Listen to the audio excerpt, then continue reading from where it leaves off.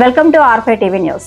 చిత్తూరు పట్టణంలో అంగన్వాడీ కార్యకర్తల సమస్యల పట్ల ఏఐటియుసి నాయకులు నాగరాజు ఆధ్వర్యంలో గాంధీ సర్కిల్ వద్ద నిరసన కార్యక్రమం జరిగింది. అంగన్వాడీ కార్యకర్తలకు 26,000 జీతం పెంచాలంటూ నిరసన వ్యక్తం చేశారు. అధికారులు చర్చలకు పిలవకుండా అక్రమ అరెస్టులు చేయడం సరికాదని ఆవేదన తెలిపారు.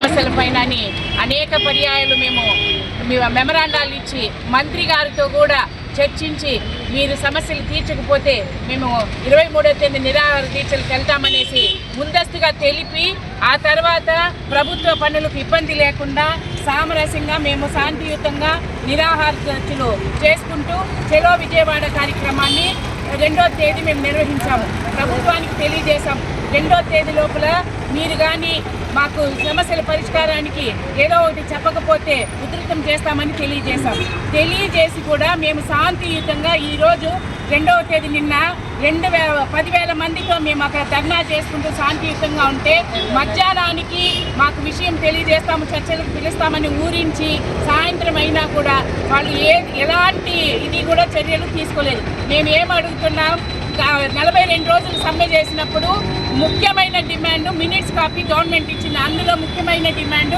శాలరీలు పెంచాలనేసి, జీతాలు పెంచాలని ఇచ్చినప్పుడు ఆ జీతాల మీద చర్చించకుండా అన్నీ చేశామని తప్పుడు సమాచారం నిన్న మినిస్టర్ గారు ఇవ్వడం జరిగింది. అంగన్వాడీ వర్కర్లకు వాళ్ళ కుటుంబాలకు ఎలాంటి ఇది కానీ ప్రభుత్వం వచ్చిన తర్వాత చేయలేదు. సెల్ ఫోన్లు ఇచ్చాము, చచ్చిపోయినాక 15,000 ఇస్తున్నాము, గ్రాడ్యుయేటీ చేస్తాము అని చెప్తున్నారు. గ్రాడ్యుయేటీకి రిటైర్మెంట్ తేడా తెలియని మా మంత్రి గారు మాట్లాడటం చాలా బాధాకరంగా ఉంది. అదేవిధంగా నిన్న టెంట్లో మేము శాంతియుతంగా చేస్తుంటే పిలుస్తామని చెప్పి రాత్రి 10 గంటల వరకు కూడా ఉండి రాత్రి 4 గంటలకు నిద్రపోయే సమయంలో మా అంగన్వాడీ వర్కర్ని అక్రమంగా అరెస్ట్ చేయడం చాలా బాధాకరం. మేము తీవ్రంగా ఖండిస్తున్నాం. ప్రభుత్వాలు ఏ వచ్చినా కూడా ఇలాంటి మహిళల పైన ఈ చర్యలని తీవ్రంగా ఖండిస్తున్నాం. ఇలాంటివి మానుకోవాలని చెప్తున్నాం. మీరు కూడా ఏదైనా సమస్య వస్తే రోడ్డుకి ఎక్కి మీ సమస్యలు తెలియజేస్తారు. అదేవిధంగా ఈరోజు మేము శాంతియుతంగా మహిళలందరం కూడా మా కడుపు నిండడం లేదు. మీరు వచ్చిన పనికి మీరు ఇచ్చే జీతానికి చాలా కష్టంగా ఉంది. పక్క రాష్ట్రాల్లో ఎంత ఇస్తున్నారని మేము తెలుసుకోమంటున్నాం. ఒక ప్రకటన చేయమంటున్నాం. డబ్బు లేదు ఆర్థికంగా ప్రభుత్వం ఇబ్బందుల్లో ఉందంటున్నారు. ఎప్పుడు చేస్తారని అడుగుతున్నాం. గత ప్రభుత్వం జూలైలో చేస్తామని చెప్పింది. ఈ జూలై వస్తా ఉన్నా మీరు పట్టించుకోలేదు కాబట్టి మేము రోడ్డు ఎక్కాల్సి వస్తుంది. మేము ఎందుకు కావాలని ఎందుకు పెడతాము మహిళలు? ఈరోజు అంగన్వాడీ సెంటర్లోనే మా కుటుంబాలు కూడా చూసుకోకుండా పని చేస్తున్నాం.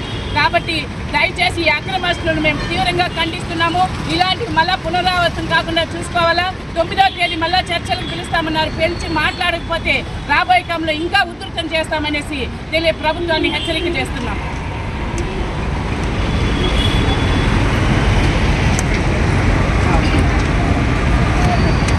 అంగన్వాడీ కార్యకర్తలు రాష్ట్ర వ్యాప్తంగా పరిష్కరించాలని, వారి న్యాయమైన డిమాండ్లను పరిష్కరించాలని 23వ తారీఖు నుండి 27 వరకు శాంతియుతంగా కార్యక్రమాలు చేపట్టి ఏ విధంగా అయినా ప్రభుత్వం స్పందిస్తాదనుకుంటే స్పందించకపోవడంతో కార్యకర్తలందరూ కూడా చలో విజయవాడ కార్యక్రమం మహాధరణ పిలిపివ్వడం జరిగింది.